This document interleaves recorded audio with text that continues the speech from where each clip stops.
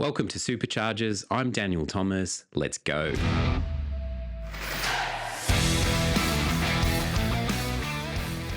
G'day, guys. My guest on this episode is one heck of a creative force.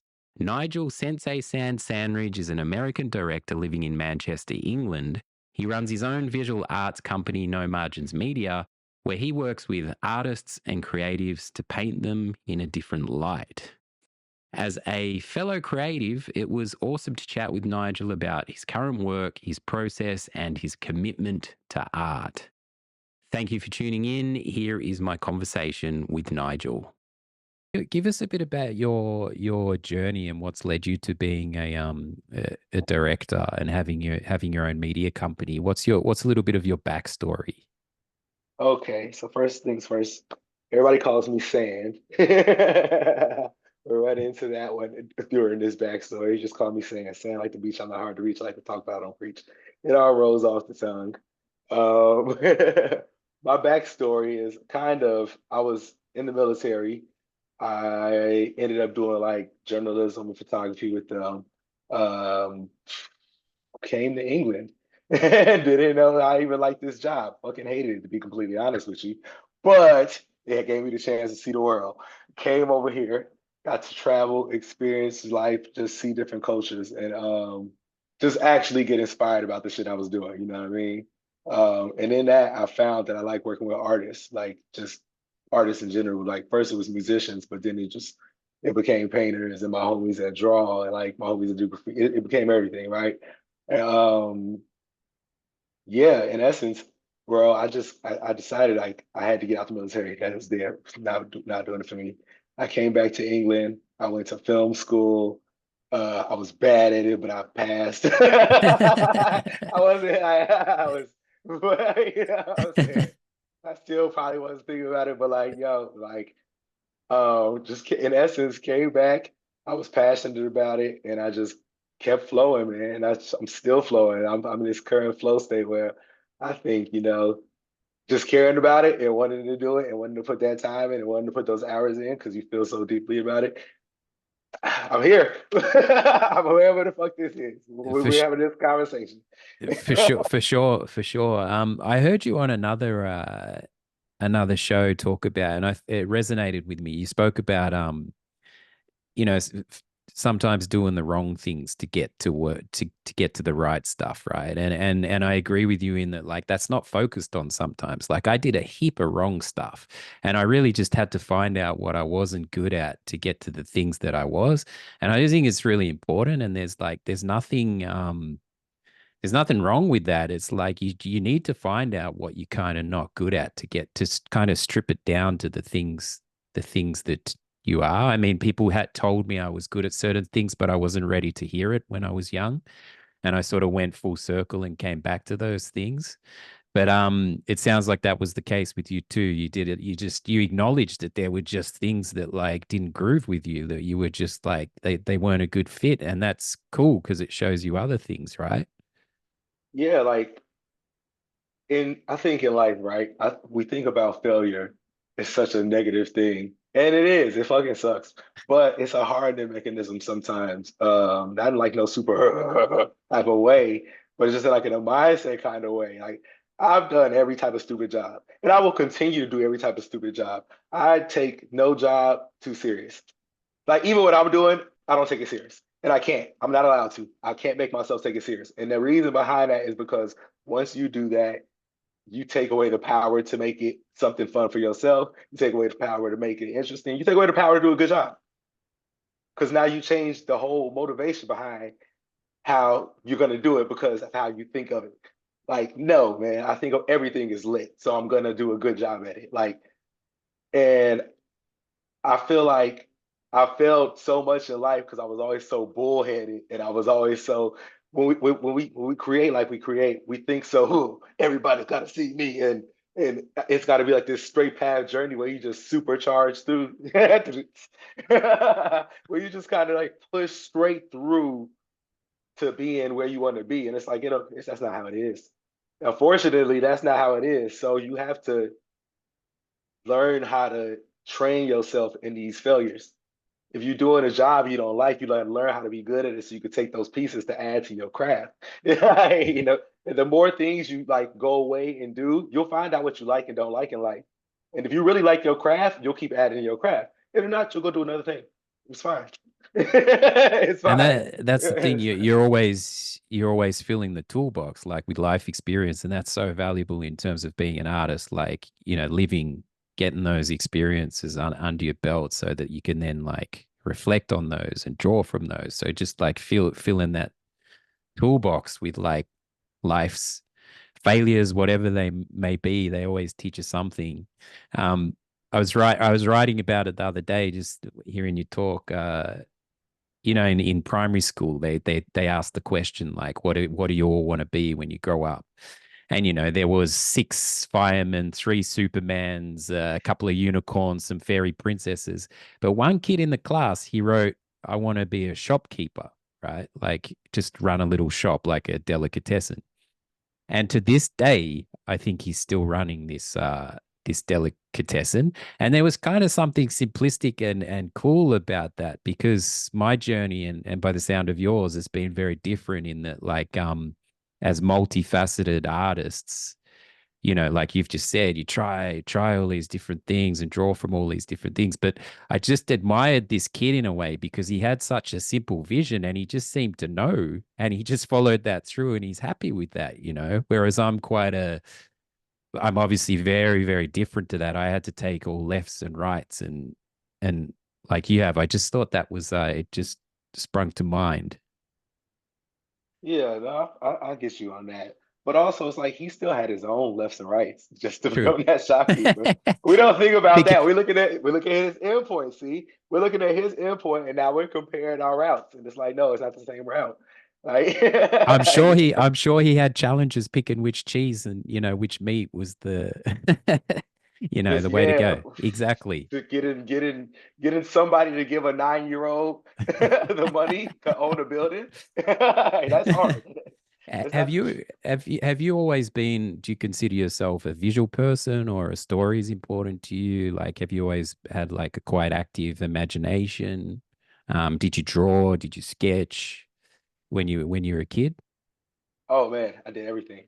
I did everything. I realized I was like, I probably was the worst student ever. I could see why like teachers would be like, that kid is just my mom. I asked her one day, I was like, did I have like ADHD or something as a kid? She was like, she got quiet. She's did science. You was real happy. Like I just I had to let you run. I just well, they said you was a lot, but you seemed happy, so That's all that matters. Like, and I was like, hey, I go with it, man. I sat there and I would draw up and down the desk, up and down my arms, up and down every piece. If I had papers to turn in for class, I would draw on them.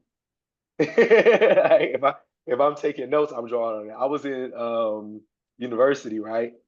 And I was doing this business course, and I remember I would just sit in class and draw, and the whole room would just watch me draw. And then I like look up, and then everybody just look up, feel like they're attention to class. It was like, yeah, I always been like a very just, I guess, yeah, sketchy person. What about you?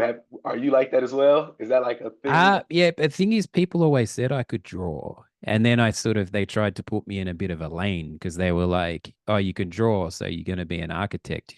And when I was kind of a bit lost, I was like, I just started listening to those voices, because within the insecurity of creativity, architecture is a relatively secure industry, right? Even though it's actually not once you're in it.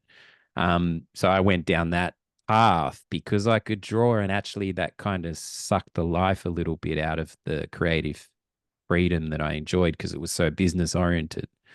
Um, and that contributed to like a burnout, in that industry.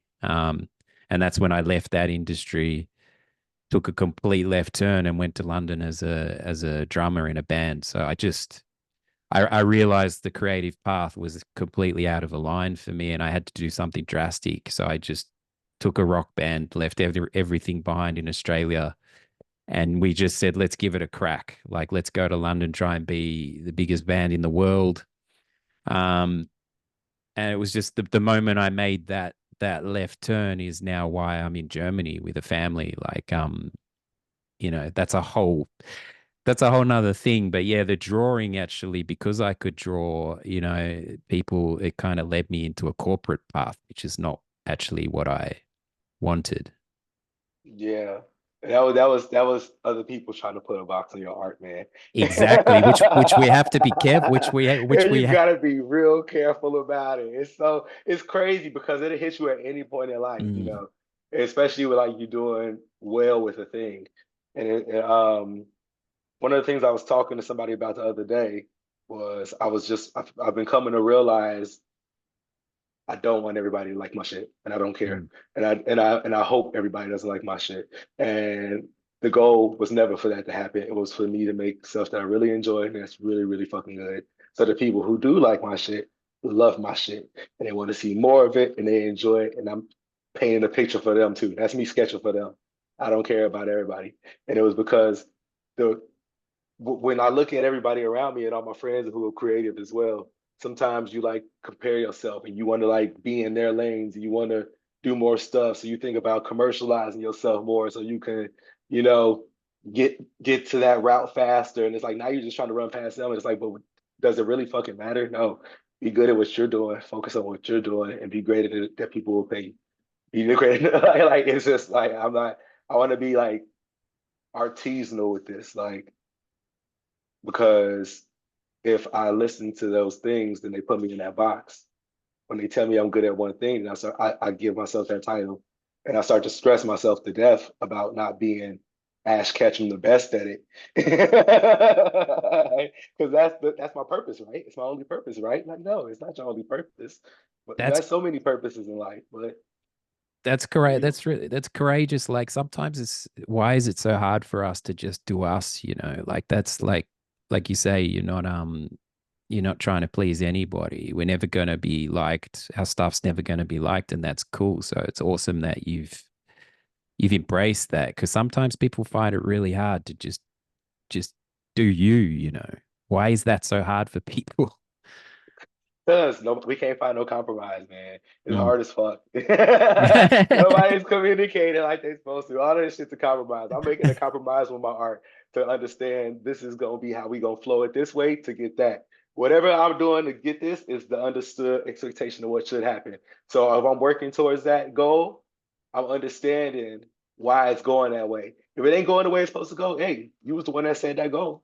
At least I said it for myself, not my mom, not my friends, not my wife. You know what I'm saying? But it's like I also gotta have that compromise with the world and the people around me. I gotta be like, okay, I'm gonna function this much for the world, so I can also create this world.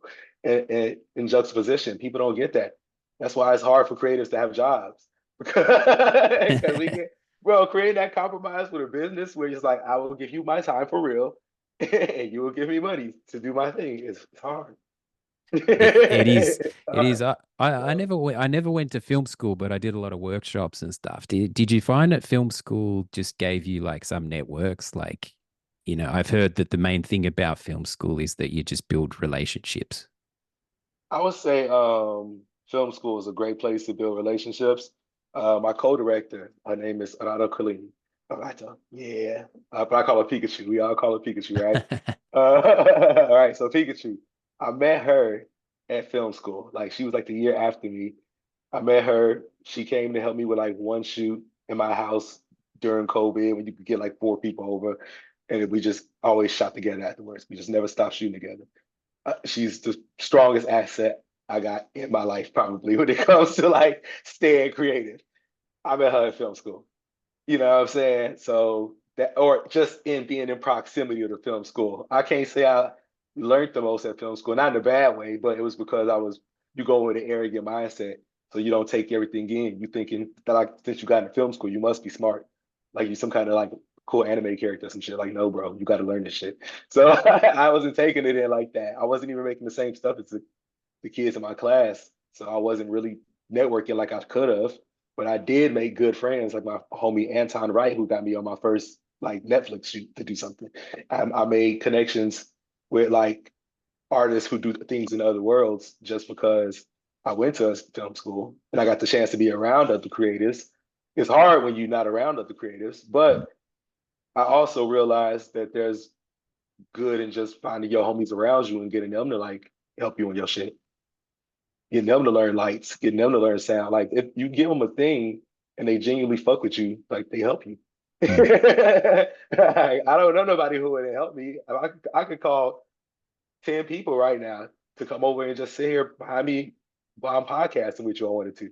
And they would do it because they know homies and they support what I'm doing. So that'd be cool. I like that. I'm trying to do more of that. And I think that that's what more creators need to do is just go find people who will help you. We look so much at other people doing the same stuff, but they also got their own paths and they always want to align with you. You know what I'm saying? Me and Pikachu just aligned luckily, but everybody I met along the journey ain't aligned with me. I love she called Pikachu. That's a classic. Yeah. Very classy. Is Top there tier. something about Pikachu that reflects her personality or I don't know. If you just look at it and you see it, you just see That's good. But yeah, it. collaboration, like when everybody brings something different to the table, and that's what I love about like the filmmaking process is you got all these people with such different skills coming together to try and make this thing, and there's all these moving parts, and everybody's bringing a different thing, and there's like a collective energy to that, and when everybody's on the same page, it's really awesome. Yeah, man. It's like, so think about it like this, right? When it comes to making a song,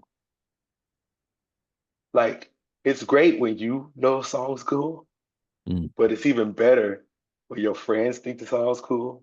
And you know what I'm saying? The guitarist thinks the song's cool, and the bass player thinks the song. When everybody thinks the song's cool, it's a better feeling, isn't it? It's a Absolutely. risky because somebody might not like the song, but it's a better move when you got that feeling. I think it's the same with like doing film stuff. When everybody's on board, when the makeup artists are happy and they think it looks good, when the costume people think it looks good, you know what I'm saying? When the lights people think it looks good, when the sound people think it looks good, bro, it's a different vibe. I like that Mm. one. I like it smaller though, I think, but I like when the whole room is just feeling it, when the actors is feeling it, when everybody's all loose and noodly and ready to just do some shit. For sure, man. But that looseness can get kind of sucked out of it a bit when people, fear kind of like the fact that you have this loose energy is awesome because that's what we got to protect. Yeah, man. You got to be disciplined with it though. You can't Mm. like, you can't get out of hand out here. There's a lot of people who get out of hand. They get too free. That's nasty. Yeah. They get No, no, too, you got they get to. too free. Man, you gotta be disciplined. We gotta understand what we came here for, and that this is all towards power and towards that. We're not here for nothing else. It's a tricky balance. That tricky balance to keep that freedom, but keep it in the pocket at the same time. Yeah, man. Especially on sets when time is money and schedules, and that's what's your approach to music videos? Like, do you do you sort of interpret the art first and then let that feed the music, or do you have a way that you approach videos in a similar manner, or it's a new experience each and every time? Oh man, it's the greatest. I go on journeys in life. I will go away and I will do a thing and I will learn about my life and I'll come back and I'll make a stupid video. That's an amalgamation of it, but just in symbolism. It's so funny because it's cool. Like, I think I learned something different on every video. Like, you go into every video with arrogance is just being like, this is about to be the best video ever. But there's also a fear of not knowing actually what you need. If you got the right idea, if it's believable, if the artist can sell this, if you like the song, if you can get this, if you can get that. It's so much. But when you watch it come together and we just maestro it, when you just and it's all hooking, and the artist got his jig right, and they remember their lines. They know their own song points. They know their own song. When the lights strobe just right, when the cuts hit, like when you see it before you see it, that's Mm. it's a beautiful feeling. But yeah, like it's a new process every time. I think I'm always learning something new. The team's always learning something new. Uh, there's a lot of, analysis, over analysis that could be cut a lot shorter, but we make really good stuff. I'm happy to say right now that the people I'm working with are always happy with the stuff I'm making. So that's a plus. I That's a I love the freedom in music videos, when there's not, well, in some cases when there's no sound, but the freedom to just, it doesn't have to be a narrative, or it could just be very kind of freeing the music from my experience in music videos. You can just experiment, and but there's obviously like a rhythm and a tone to so it. like with your band, what kind of style did y'all typically pick when it came to music videos? Yeah, well, my experience in London, the first video I did in London, we were a simple three-piece rock band, and we didn't at the first video we didn't have any say in it. Kind of the manager just sent us to a very simple white, kind of clean studio, and they were doing a number of bands that day, and we like had 3 takes, and it was fucking done. And but I didn't have any time to prepare, so in one of the takes, my hi-hat stand, because I was on the drums, my hi-hat stand started sliding away from the drum kit every time I hit it with my foot. So the whole video is me like playing, and my left foot is like creeping away by itself, trying to stop this Just this follow high. it. So that was actually quite a traumatic experience. For me, I mean, the video was fine. It was just a simple thing. I think it just represented us as our music was quite simple. So actually, I think it worked because it was just like simple music, simple backdrop. But then the band I played bass here in Hamburg, I was much more in the creative control of those videos. And we did a whole heap of stuff, like much, wild kind of stuff, throwing paint, and we had a bit of a narrative in one where the band got like kidnapped and all sorts of stuff. I wore a toilet seat around my head down the Reeperbahn because there's a story that John Lennon walked down the Reeperbahn with a toilet seat around his head. I don't know What's if this it. video? I'll write it down right now.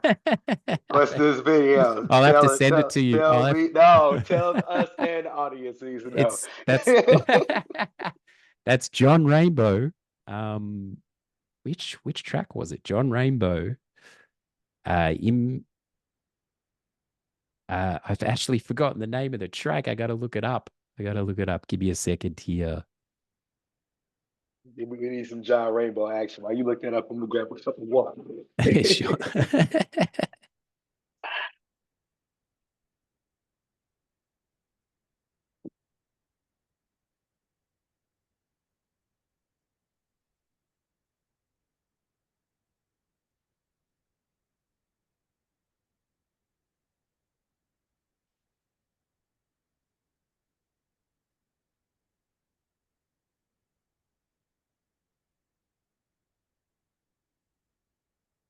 It's called John Rainbow Break It.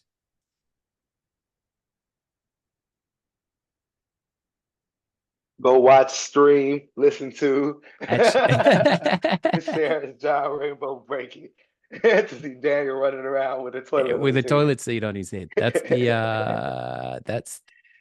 the yeah. Um, but and I don't think anybody got that reference like the John Lennon thing, but it just did inspire it. So, I'm just down on the Reaper bum with a friggin' toilet seat around my head. But that's what we do as creatives, right? Like, why not? Yeah, no, just yeah, that's exactly where it's supposed to go, man. If you don't have one piece of like people just being, what was that in your video? What are you doing? Like, what are we doing? Like,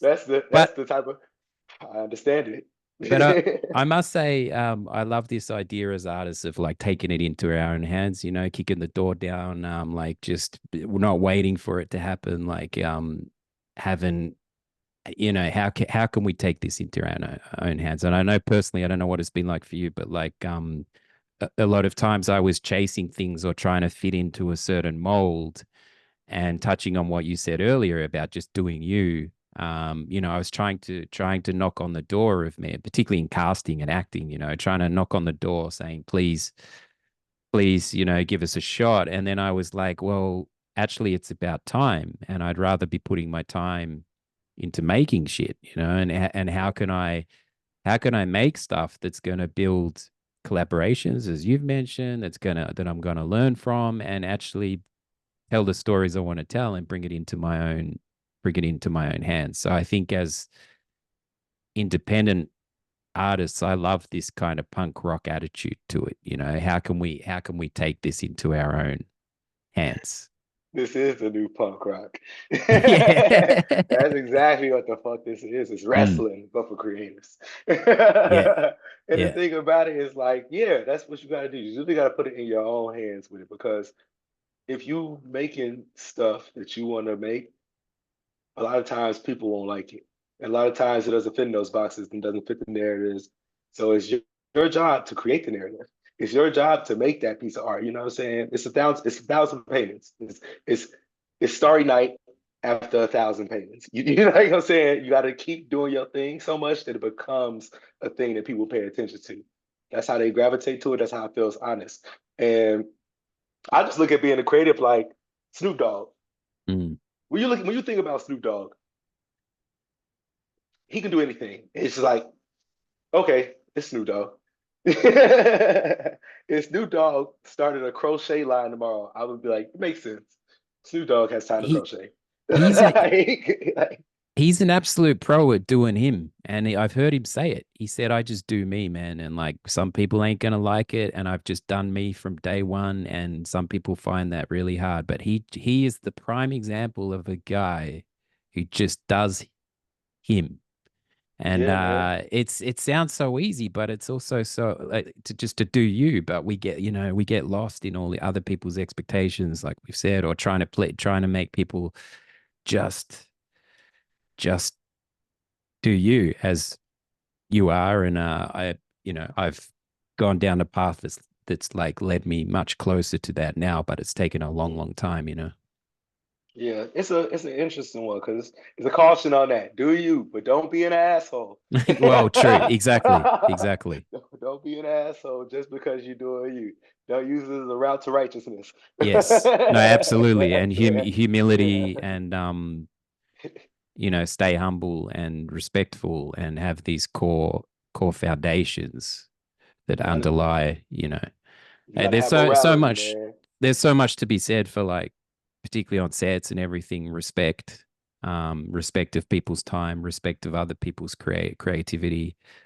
Um, yeah. So do you within that, but I think if you're a decent person, that's gonna come through anyway in the way you operate. I've always just tried to, do my best and be on time, and committed and prepared, and show up.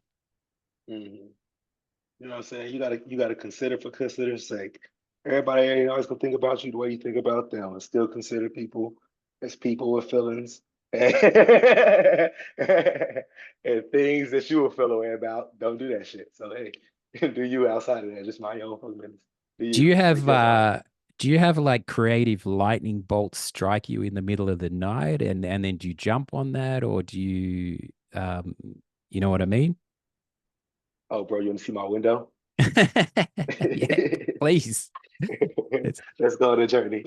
My window.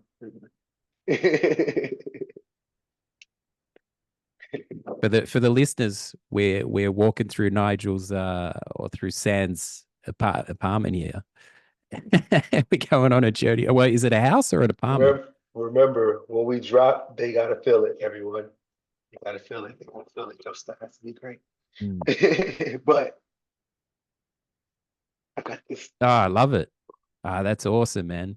ideas, theories, stuff I want to do. That's Motivation. The things like, oh man, if I have an idea, well, I'll write it on the wall. I'll write it in my notepad. I'll write it on the closest piece of paper. I don't care what it is. You gotta take it instantly. And even if you don't use it now, it's a point of inspiration for later. Because you don't know when you that's won't turn them out. Sometimes you have just a blank slate in life where you don't got no creative juice. And you but got to remember when you was just being silly with yourself and thought about this item. for the listeners, there was a giant window just covered in post-its, which is so cool because, like, we can spend a lot of time just gazing out the window, but you've slapped those post-its just all over the thing. And like you say, it might pop up on a different day, but you're getting those little nuggets and ideas. Just stick them down, you know? You don't know when they're gonna come back. It's Never, awesome that you do that. oh, anytime one come to mind, I just like a madman, I'll stick it right to the wall, right to the post-it board, right to the window. I'll write it on something. I don't care. I gotta just put it down because I remember like when I was a kid, I just want to be like a rapper or something, as every little kid does, and just thinking I wrote like the coolest bars ever, but I ain't writing them down. I just thought about them. I just thought about them, and I lost so many cool verses. I could have been on their head tops right now. I lost so many cool verses to the ether Mm, just by not writing it down. I didn't lost so many cool poems, so many cool thought processes, so many cool moments of time just by not writing it down. So when it strikes you, you got to just write it down mm. because you might use it later. Sometimes, like when I need to convey an emotion in the piece I'm trying to do, I can go look at my notes and I can just remember where I was at in this point in time. But oh, man, you were sad. Delete or yeah, keep yeah, keep, bro. You was cooking that day, and I use it. I think it was Keith Richards from the Stones who came. I think it was Saturday. I can't remember which track, but it came to him in the night. You know, he woke up with the lick for Satisfaction or something, and he just had to record that. Like you say, so important to catch, like grab those when the lightning strikes. But also, I've become a bit more practical in that, like, I know that sometimes the lightning won't strike when I'm in the bar. It'll strike when I just sit down and try and write, you know? So it's when I get myself into that mode in a more kind of boring, practical way, actually, the stuff comes. Like, often the inspiration, it might, and it has come in the bar or out there in the world. But when I actually just like put the reps in and the kind of boring consistency of trying to put pen to paper every day, that's when sometimes the things come. You know what I mean? Yeah, man. Because it's like if you want to do any of this stuff for real, you got to be boring and practical, people. You got to be boring and practical about it. Unfortunately, you got to do like the whack ass job you have to do in the real world before your own thing. So that's why you have to learn how you do your whack ass real job for real, and then do your thing you want to do as a real job. It's hard. It's unfortunate. You got to be practical and learn about taxes and learn about this and learn about cost analysis and that you got to do emails and that you got to reach out and that you got to network and that you got to constantly create stuff and that you are every part of your own team initially. Mm. But When you the got rocket it takes off. when it takes off. Oh, brother. I'm woken up now. Oh, brother, when it takes off, when that rocket goes to the moon, I'll tell you what. Dude, I love your energy, man. Seriously. Um, it's helped for me as an artist, I must say, being in Germany, because Germany's so like hardcore on the business side of things. Like if you're not on top of that stuff here, like when you're self-employed, it comes at you pretty fast. So for me, actually, it's been good for me because I've had to really get on top of the business side of it because it's very call it the stereotypical efficient or whatever, but it's very, you have to really stay on it here if you want to survive as a freelancer or an artist. So it's been good for me in that sense. You know, No, man. So how do you get over the hump in life of having to realize you got to adult that part of your life?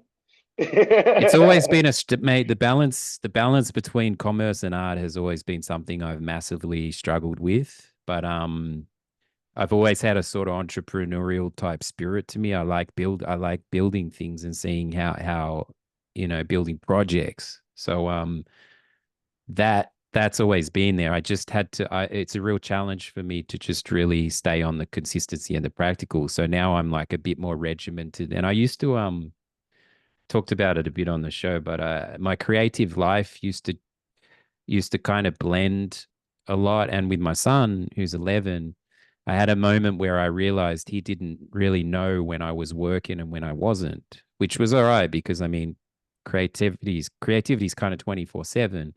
But when I realized that my time with him, he was like, Papa, I don't know when you're at work and I don't know when you're and he was trying to respect that. I had to put some like boundaries in place. So also so that I could be more present for him, because it really helped, because I could do my creative work, and then when I had this block of time with him, I was fully present because I knew I had done my what I needed to do for the week. Whereas in the past, I was letting it all cross over and blend, and I'd be playing with him, but my mind would still be on the project, and it wasn't necessarily the best for the father son time. So again, the practical stuff is kind of but it's always been a tricky balance for me, this commerce versus art, this sustaining ourselves. But like you said before, I just hold on to a faith and a belief that when you're aligned with the flow, that you just clearly have this energy about you. When that's in line, like the party happens, like the stuff that people will want to work with you. And I have faith in that. Yeah, well, shout out to you for catching that about yourself and realizing those lines was crossed. Because Mm, boy, I've been there before. I was on a tirade. I was a madman. mm. Just imagine this amount of unhinged, but not in a good way. Not like an evil way. I was Yeah, like yeah, evil, but I was like too turned up. I was wired. I was yeah. like about to burn out in life because You I were was, cranked to like yeah, 11. like Yeah. you gotta remember like to separate it and just have lulls in life and enjoyment points of just doing other stuff and just keep it silly. Side quests, do life, live life. Like sometimes I used to get to points where I would like be working on so many things. I would be making jackets and going and doing shoots and going and doing media stuff and editing videos and doing. And I was running so much into it that I couldn't tell what was my own time and what was Mm, like being about for like reasons of trying to get out there and network or create. And it was like I wouldn't come home and make music or paint or do none of the stuff I like to do by myself. I like to hang out and cut my clothes up, man. You mm. know what I'm saying? Sometimes I like to just vibe and just play with the guitar. I'm not even that good, but I like to just play with it. Like, I just want to do things for myself. And I was crossing those lines and Mm. I just eventually burnt out, man. That's the thing. This notion of the tortured artist, I was kind of that in London, like broke drummer, like carrying my drums on the tube and all that. It was an amazing experience, right? But at the same Mm. time, sort of being hungover and tired and running on 20% all the time. I don't know if that was the best for the art. So, kind of now that I treat myself better, it feeds the art, because my focus and everything. But this, I get it. Like I get the rock and roll history and the I understand this tortured artist thing, but I've also found great benefit in like treating myself in a real holistic way, and that like feeds the art, get stuff done. And it just wasn't pleasant like doing shows when I hadn't slept and was hungover and smashed, because drums is so physical. Yeah. Smashing out drums and like almost like about to pass out. It was like, but the nature of touring, you rock up somewhere, you wait 8 hours for sound check, you're a bit pissed with your bandmates because you've had a spat in practice or whatever, and then you keep doing that. Like it's a cycle. So I get the whole picture, but there's something to be said for the boundaries and what you've said. Crank turning that, reining that in a bit to get it all like function so that you can function at your best. Yeah, man. I got a question, right? Back to I the love torture it. artist. Yeah. In the torture artist era, right? For your torture artist era. Do you think you made some of your best stuff there? Um, uh, no, no. But I mean, I was just, I hadn't, I did music from 18, like from my teenage years right into my late 20s. I was a drummer in bands, right? In Mm, architecture, I had only a couple of jobs that I was really proud of from a design wise, like a couple of restaurants that were cool. But in terms of the mm. music, the drumming was kind of, if I was playing for different reasons, I was escaping a lot of things, and I wasn't a very technical drummer, and I had some technique issues and things like that. So I was very proud of like all the stuff I did in various bands, but it wasn't until I came to Germany that I really went back to my storytelling and started to pursue acting and film. That's when I started to do the stuff I'm most proud of. And that was 12 years ago now. But as soon as I made that decision to come back here and be a present father, and I wanted to build a life here in Hamburg and change my, the bands had all finished. I wanted to move into filmmaking and acting and writing. Um, Hmm. that's that is when I really started to get much more aligned with the stories and the things I wanted to say, because I believe it's about what are we trying to say? What are we trying to say here? And I'm always interested in projects where we're trying to say something. And as long as we're trying to say Hmm. something, it's cool. But for a long time, I sat in meetings where it was like, hey, let's do this and let's do that. But I was always like, that's great. But what are we trying to say?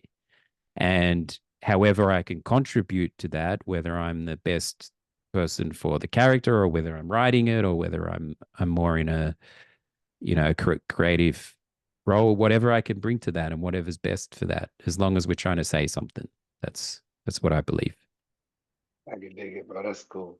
I got another question. I All right. love it, man. This is a conversation, man. Fucking we in here. Um, do you think that having a background in music helps you in film? Absolutely. Absolutely. And Yes. yes, and architecture too, because architecture is light and space and composition, and then and I'm so huge on music and soundtracks, and just having played in bands, my appreciation for music and how that contributes to a story is no end. So it is. This is going full circle back to what we're talking about, the lefts and the rights and the trying different things. For me, it's been awesome because design and music and performance have all led me down this road to filmmaking and storytelling. And it's just informed that process so much because film is all of that, right? It's light and music and performance and story. And any one of those pieces could be lacking or fall down. But I have this nice experience from all of those things, particularly in the performance side of things, like coming to Germany as an Australian actor, where people just told me I was insane. Like people are like, dude, you're like, there's no, like, they literally apologized to me when I first came here. They were like, sorry, there's no need for you here as an Australian actor. And again, once I started embracing that part of myself and saying, well, if they need one Australian guy, I can be that guy. But more about taking things into my own hands. I was like, you can do that anywhere. It doesn't matter where you are in the world. If you decide to take your art into your own hands, doesn't matter where you are. Um, but yes, music has informed film greatly. What about you? Oh, most definitely. I think most of my stuff is probably inspired by music. Yeah, yeah, Music has its own colors, its own space, its own yeah. time, its own distance. I think you can see a timeline on a film edit, a video edit off of the music just Mm, before you even see the video. I mean, before you even make the video, I could see a video based off how good a song is. You know what I'm saying? So like that's one of the things I like is like getting to be specific enough and even work with the type of people I get to work with. Like I enjoy the artists I create with. We also enjoy each other. Like, you know what I'm saying? We like each other's stuff and it makes it easy to have conversations to flow to make the thing that goes to your world but also comes from my world. You know what I'm saying? And I think that music has always been the biggest factor. mm, Sometimes I wish I was a musician. Like I wish I had this much dedication for film and all this other artsy shit I'm doing as I do for music sometimes. mm. But I think that's also the artist's crux. It's like, you know what I'm saying? The rappers want to be the basketball players and vice versa. It's always going to be that. Where I wouldn't change it though. I appreciate being this. I feel like I'm doing this. I'm a rapper in my own right. Just in what I'm doing. You got to make it whatever you want it to be in your world. Who have been some of the major like inspirations for you personally? um, I don't know, man.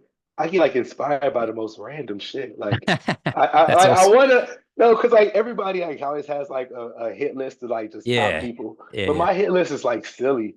Like it would be like Mr. Rogers' Neighborhood when I was a kid, bro. Fred Rogers, 10 out of 10. He still ain't got a creepy allegation on him, and I love it. I hold that man near and dear to my heart because he just taught me how to be good, cool to people and get fly. Like, to me, that old man was so fly, and I'm turned up like about him. The Green Power Ranger, 10 out of 10 character. The green Story one. arc, the rebuild. Boy, he had to come back from some shit, but when he The came green back, guy. The green guy did. he's transcending. Yeah. Ah, man, that's classic. Like Yeah. you gotta just. It's silly. It's Keith Sweat, great Dude, goatee. I love that I love that I asked your influence and it's like the Green Power Ranger, man. That's fucking great. When do we lose this, man? We lose it and put it in like this category of telling people they seen on TV, and it's like no. If you okay, like if you really think about it, you should want to be that inspiration to somebody. Mm, And not in terms of being like a saint or some shit, but just live your life so right in according to what you think is right for doing your thing that it makes other people decide to do their thing. You mm. know what I'm saying? Make other people want to chase their passion or their dream. It ain't gonna be the same shit as you, but make people feel that inspired and excited about life. And I think those people got me turned up like that. Keith Sweat's beard, bro. Huh. I don't know why. It gets me so turned up. Like, I'm not into bro. I just think he looked really cool. You know, What like, what are you working on at the moment or what's coming up for you? oh man, I just finished this outfit with my media company, me and Pikachu. We just built this outfit for this guy who runs this gamer event, right? We had to go to another world. We had Wow. to learn how to sew. We had to learn how to 3D print. We had to learn how to dye. Ah, We had to awesome. learn how to build masks. We had to learn Mm. how to customize. We had to learn so much stuff. Oh man, it was the greatest success slash I wouldn't say loss. It wasn't a loss at all. It was just it whooped our ass. It beat the shit out of us the whole way through. Is that But is that the first time you guys have done something like that specifically? yes, yes, Wow. it is because like we've always like built our own sets and our own pieces for sets. And we've Mm, designed like everything is a proof of concept. Like we built clothes before. Like this is from a brand I was working with mm, where we used to make clothes. I ended up building clothes with her and another brand, and that ended up being successful enough for us to get commissioned to make this outfit. We ain't know what the hell we was doing, but we figured it out, and we learned so much. We had to buy eh, so many tools. We had to borrow stuff. Shout out to my landlord Alex for letting me borrow a Dremel. Like we had to go and be students in so many different rooms just awesome. to to learn this. We had to go and sit with our homeboy Elias and he teach us how to sew. We had to have my homeboy Blizzy help us with 3D printing. We had to have George let us see his 3D printer. We had like this is art, baby. This is art right here. I'm fucking geek. It's dropping tomorrow. He's wearing it tomorrow. Meeting the Wow. mayor because he's got his outfit on. Like this is cool. This is what I'm excited about. And it's Man. like I think that you only can get this when you realize that you gotta share art. Like it's not meant for just Mm, you. If it's just for you, it's not art. hmm. What are we talking about? Like you said, what are we talking about? If you're not talking to a greater thing than yourself, then it's not art. Yeah. Unfortunately, I hate to break the news to you. Yeah. It might Yeah. be content, but it's not really for anybody. Like, when you can touch so many rooms like that, I feel like that's something because now it's all this energy on the thing. And now the excitement for it is high. And now the guy who's wearing it is gonna walk around like he's fucking Batman. And now, you know what I'm saying? And now I'm gonna have I'd more people ask me for this, and I can decide I want to do this or not. I'd And I might I'd not. I'd love to see it, man. The might not. I'd love to see the outfit, man. I'm like getting, I can't imagine if it's a combination of 3D printing and traditional like sewing Okay, man. I'll see if I got any pictures in my phone. But and I've been taking them yeah, off my phone because I was trying to like keep myself from like posting too much of it. yeah, yeah, yeah. Like, But but it's like out there, right? Like it's not you it's can it's share it. there. Okay. Yes, yeah, it's out now. But like Yeah, but what a like you say, it sounds like that just taught you guys so much, and it's kind of um not the building the thing in the air, but like just trying all these different techniques, and oh wow, that's crazy. We had to learn how to sew. We had to design hoodies. Shout out to Bootleg Kid for the hoodie. Ah, dude. Shout out to my homeboy Side. My homeboy Side walked past one day with a cool belt. I said, "That's a nice belt." Got that idea for the belt. As we do, as we The do. outfit just takes from so many different things, but it's also inspired That by all the stuff that this guy wanted for his gamer event with his character, and it worked. And I'm excited about that. that is awesome. And I When has the event happened or know it's happening tomorrow. tomorrow? Mm-hmm. So Exciting it's the times, man. Format GG gamer base rave. They're having it in Liverpool on September 26th. And it's tomorrow, It's tomorrow, but Thursday. it's sold out. So Yeah, I yeah. have to catch it on the next go round. But we've been just doing work with them for the last 3 years, and Mm. this year they let us take the reins on creating a piece like this. So shout out to my homeboy Simran for giving me the opportunity to even just make this. I mean, I'm dumb excited about that because it's like that's not even making music videos. That's what I do. Mm. Every conversation we had about it, something else, I'm making music videos. But I'm also learning how to like do these other things because it's side quests. And through doing regular jobs and being other places, you learn traits about what you like and Mm. do and don't want to do, so that you can learn other stuff that you could do if you wanted to do it. Now I could build costumes if I want to. I could stop and build costumes if I ever wanted to. Will I? Here and there when I feel like it. But from what from the photo you showed me, there's like storytelling in that costume and that character, and I love it when there's an event at the end. Like you've clearly, you guys have clearly like busted a nut trying to get this thing done. But now this of to have it on display, as you say, like it's not in isolation. It's going to be out there. Um, Like very very cool. it's it's so true to the company's logo and the design of this character. And it's just what makes me happy is because like sometimes in collaboration, I'm trying to see if I can find a picture of the company's mascot that we based the design off of. We just giving him a updated in real life version of it. And it was like, it's so cool to me when we can collaborate with people like that and make a thing that goes to their world and our world. You know what I'm Mm. saying? That is what makes it an actual collaboration and not like some kind of. I hate when people But hire me for some shit and then tell me to make another guy's thing. yeah, That's his yeah. logo. It's been all the way through. We've I get created a you. real life version of it for him, Yeah, you're and speaking to that. Yeah, yeah. Um, that's a dope thing to do. but Yeah, on top of that, you've been able to have your own like creative juice there, which is good, which is like the whole package, awesome collaboration. So exciting times on that one. yeah. What about you, man? What's something you excited about? Whether it be in life, Uh whether it be in creative pursuits. no, lots of things, man. I've kind of taken this year to do it to put my head down and like develop a lot of projects. But I'm heading off to France in mid-October for a screening of a short I did with an awesome production company. So I just love. What's the short called for this audience? What's the Well, short it's called? through Idol Films, and it's an anthology of short films. And we're showing six of them in Marseille in France, and one is uh one is called Ivan's Gift, and I play Ivan, who's um the main character there.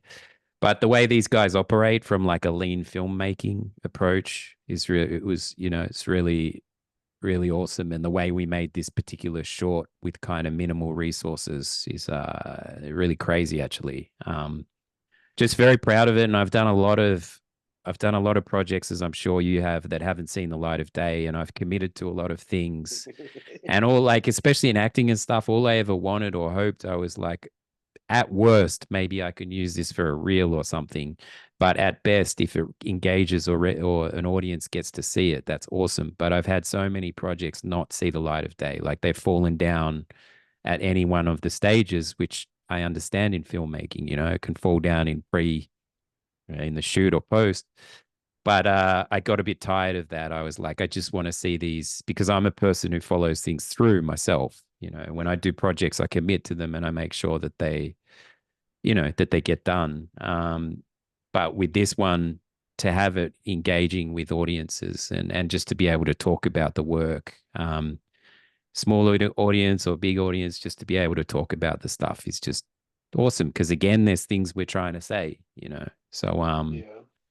yeah, I'm looking forward to that in a couple of weeks, but just got my head down doing a lot of writing this year for the rest of the year, and then next year I'll start pushing things out. But I often have multiple things moving at once. I have 5 or 6 things Yeah. going, and they can be quite different. And I jump around a bit. I don't know if you're like that. Like I don't know if you've heard this woodpecker hummingbird thing, where you're either someone who stays on one thing and like finishes it, or you jump around like a hummingbird to different things. How do you balance, right? I'm a man of many notebooks in my life. You know what I'm saying? And And post-its lists and and post-its on Windows. Same. No, no, I'm also a man of many notebooks, man. That's what we could the men of many notebooks is perhaps what we can call this. this So yeah, is what it so you have is. I can see you have notebooks and post-its and everything all around you. That's your Yeah, but it's like I was gonna ask you about that, right? How do you balance all of that stuff? Because I also do a lot of projects, and like, yeah, I kind of just hummingbird. I feel like mm, I focus when I'm on one, I'm there. mm, I'm not looking at anything else. Like we were doing this outfit for the last 2 weeks. I haven't seen my editor. Don't know mm. what he's been up to. He's I off to must his own hijinks. He's side questing his own thing. We'll talk about it today. But I like, yeah, must it's just yeah, I must say speaking to a lot of CEOs and stuff. Actually now like I have a really cool routine which is much more about focused blocks of time. So and I need a change of space. So the morning time, like the couple of hours in the morning, that's very much writing focused writing time. But I'm a person who can't sit in the same fucking spot for the whole day. We're not made to do that, right? yeah. So I change when I transition out of one block of time on a project, I have a change of space and go to the next. So I often will write in a cafe, then I will transition back to here, my little like home studio, do work from here. Then I break that by going to the gym and just doing like half an hour at the gym, whatever that is, getting out. And then after that, my brain is much more in the editing mode, or the more non-thinking, like just editing. Or so that I change space throughout the day, and I have focused blocks of time on specific projects. And then now I've taken it a step further. And again, this sounds really uncreative, and this sounds really, but it's actually helping me a lot. I now have just made a big a spreadsheet, or however you want to do it, a notepad or whatever, but I have certain boxes I'm trying to tick every week about things I'm trying to hit. And it's real like hit this, hit this, hit this, whether it's like write 2 chapters, do 2 videos, like reels or whatever, dude. And at first, when I started doing that, I realized that I was overestimating what I could do in a week. I Hmm. realized that. And that was important because I was like, holy shit, you've set the bar too. You can't do like that's too much for you. So then I was realistic about it and I pulled it down a bit and I had a few less boxes. And now I'm trying to be disciplined and just hit those boxes every week. And as long as and I don't try, I remember people saying to me, what's your 5-year plan? And I used to be like, this is all, I'm not into that. But now I am a real advocate for like consistency and kind of systems behind things, which sounds very uncreative, but it's helping me a lot. No, you gotta have that. Like that's why I keep a list too. It's called shit to do every week. I love it. And like, no, like the thing is you will always overestimate it. Nobody can ever complete that list. Yes. Unfortunately. And that's the point. It gives you passion, it gives you purpose, and it also gives you disdain. But like my list ain't never done. I finished it one time. I finished it like last week, but I've been running that list for like 5 years. Yeah. It's The never list finished. Like, and guess what? Now the list is fucking full again because it's always gonna be something like do your taxes. Hey, Mm, I've been done that for a month and didn't have to do them. You're gonna keep like having a thing that's long and a bunch of stupid shit, like go get groceries or work out. It's like, hey, easy. Like once you get like a couple things done, is all I look for. I never look to knock my whole list out because yeah, I'm gonna kill myself. yeah, You stress yourself out, and that's how yeah. you like. That's how I was losing myself in not being able to separate what time was for me and what time was for the Mm, world by my stupid fucking list. mm, Because now I got my personal time stuff on my productive being adult list, and when I go home, I'm doing everything on a time variable. mm. I'm reading, but I'm not fully taking the stuff in because I'm not reading Exactly. for luxury. I'm reading because, oh, you said you have to do 58 pages. So I get to half a page and right outside that Mm. 58 page. Like, bro, no. I ain't take none of that shit in. It was just a bunch of does, days, and fucking overwhelmed words because I'm just trying to meet that quota. Sometimes I change it for myself. Sometimes I want to dock it. I like to like see if I can push through and be focused. But a lot of the times I like to, I think, just have an understanding of going at the pace and doing a good job at whatever the thing is I'm doing. As long as I do a couple of things for the day, like a successful amount of things for whatever my list is, then I'll feel all right. But like So, not doing nothing is when I feel bad. When I don't same, have a list is when I feel bad. yeah, same deal, man. And I think there's a bit of counterintuitive misconception sometimes that like doing more achieves more. But I've tried personally, like when you take the foot off the gas a little bit, and like you said, you can be reading the book, but if you're not taking it in, there's no point. So if you make sure that that like half an hour block is really focused and you're taking it in, that's far more productive than 8 hours of something where you're not present or engaged. So it's hard for me because like you, I'm a person that just wants to keep like producing, keep doing that. But I think to take the foot off the gas a bit can really help sometimes. It's okay. Sometimes you gotta just take the foot off the gas and cruise that bitch. Look out the window, see what's coming up next. Like, you Yeah. know what I'm saying? Every Yeah. accident I ever got into in life was probably because I was I should have took my foot off the gas and just looked around, seeing what was coming up next in life. It helps you understand even like your whole list of how your whole plan of how you should engage with your list of shit you should do. Mm, Like if you look around and be like, okay, so this is what's happened off the stuff I've done last week. I need to do this for real. And you focus on those things and you just do those things. You just knock them off your list. But if you crunch it into 15 minutes on each thing, you're never fully gonna take it in for what it needs to be. You can't do your taxes in 15 minutes. You get mm. halfway through it and forget some documents, and then you could just suck up an hour of your day and fucking have to sit there and be bored. Like For sure. we Yeah. hummingbird so much because we got the shiny object syndrome of The knowing that there's shiny something object syndrome. more. It's so luxurious over the like I could do this or I could do that. And you just go for the easier thing and try to make that a hard adversity in your life. It's not. Just so you can enjoy it a little more than doing this. It's so much in creativity, I think that happens. I think that's what stops a lot of these projects from coming out. Yes, yes. The shiny object thing, Yeah. shiny object syndrome should be a thing where we chase the shiny object. People you'll work on a video with people that'll be dumb passionate about it, and they're gonna do another video the next week that they're excited about that video. And it's just a forever hopping thing, but you gotta have that functional part of yourself where you like, I gotta dedicate to this. I like to see things through too. Like I like to see a thing on my list just go away one day, just disappear from the whole list. And I'm Yeah, like, you was there forever, just haunted me. yeah. You worked from the bottom to the top. I saw you do it. And you stayed there for a couple months. Yeah, But like I like seeing it go away. So I think that like, if you gonna do this creative stuff, you have to like focus on your projects, but you also gotta just you can't have your hand in one pot. When I mm, was seeing the film kids just who only worked on one short for the mm, last 3 years, and if this doesn't work, then they don't know what to do with their lives. I look at them and I think pathetic, mm. bro, because you shouldn't just have that one piece. You should have so many pieces you're passionate about that you have an offering for the world.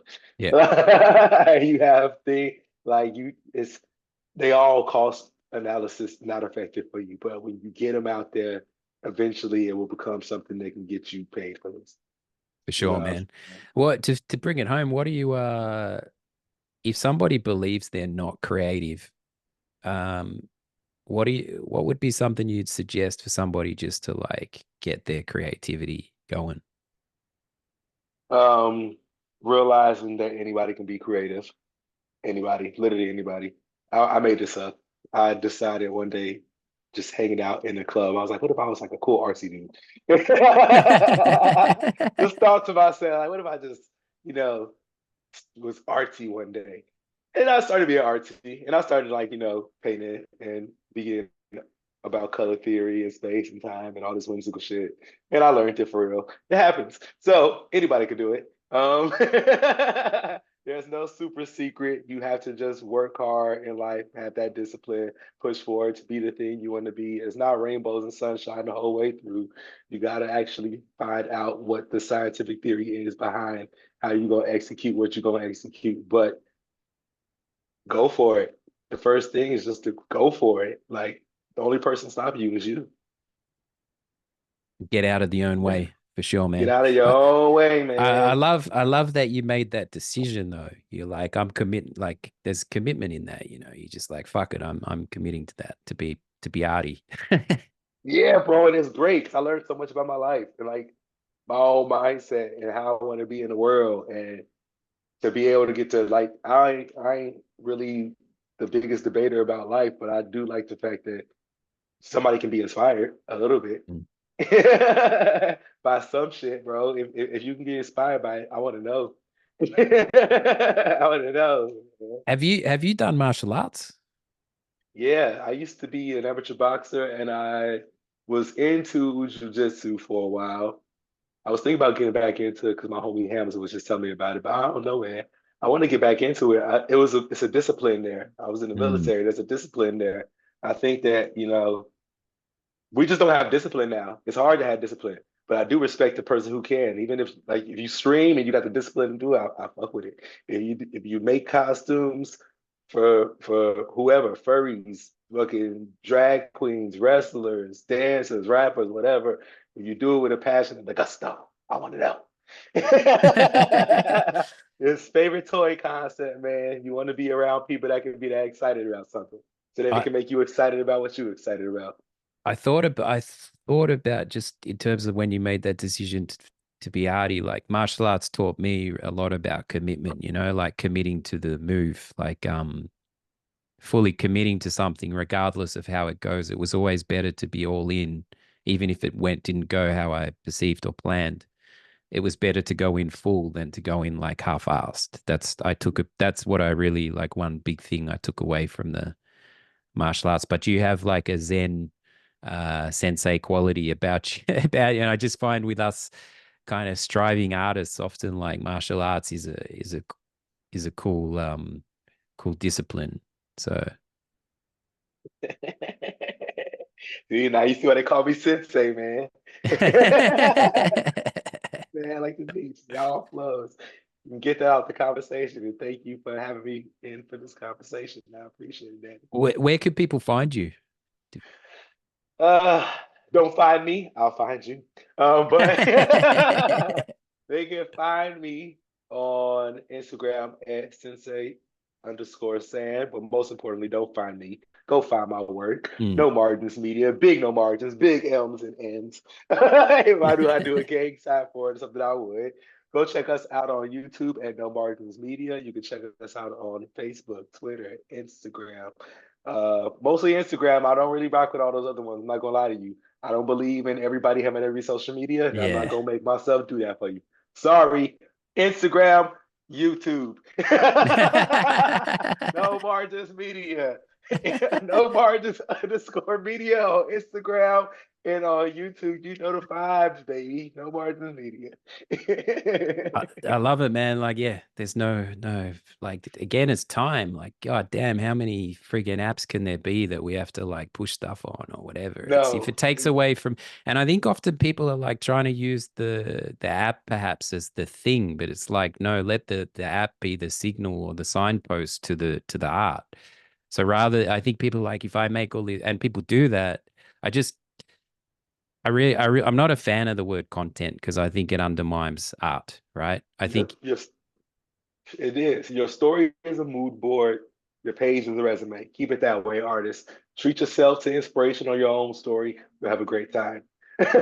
Treat yourself to a cool resume or art where when you look at your page, you would enjoy it. You'll have a great time. Don't look at all that other shit. Dang's cute, but everybody's page was posting it last week. And I Mm. said, we don't need to all see the baby hippo to realize that this is content now. Y'all not making art no more. Y'all just making content. No, don't do that. Only find me for art on YouTube or Instagram. Don't trust the LinkedIn one. I don't believe that's a real place. It's not real. Facebook, my mom's is on there. That's the only reason you see me there. Instagram, TikTok, no, bro. I'm not dancing. I'm not. I'm not. I'm sorry. If you like my vibe, those two places, you got me. I love it. I love it. Well, man, we have to do this again sometimes. Next time I'm gonna wear my headband too. I Yes. could speak to you. I could speak to you for hours, but no, it's been awesome to chat, man.